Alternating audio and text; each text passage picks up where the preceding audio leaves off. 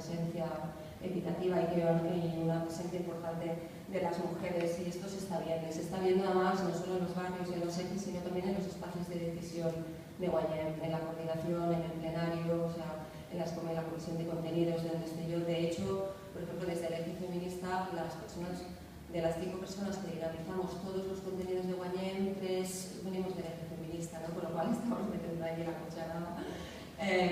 Pero, o sea, porque realmente, o sea, que hay una presencia en los espacios de decisión y esto se está notando, ¿no? O sea, se está notando incluso también en la manera de hacer política, en la manera de tomar decisiones, que creo que también es un tema a tener en cuenta en estos espacios de confluencia, ¿no?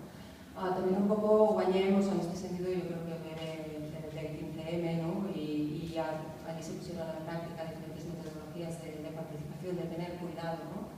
En las asambleas y en estos espacios de deliberación, quién realmente está teniendo voz, quién no la tiene, cómo cuidas para que la gente tenga voz o no la tenga, que realmente decida y que haya un espacio cómodo, ¿no? para que las voces, y no solo de las mujeres, ¿no? Sino que a veces personas pues, con un nivel o con unas capacidades cognitivas pues, que se sienten abrumadas en determinados contextos, que yo también me siento, o sea que no es fácil, ¿no? En estos contextos a veces estar allá y defender la palabra, pues bueno, todo esto se trabaja, se cuida y es un elemento muy presente y que creo que también, de hecho, recoge parte de lo que el feminismo ha venido reivindicando, ¿no? En estos espacios de deliberación. En este sentido está como bastante integrado. También os voy diciendo un poco análisis personal que he ido haciendo.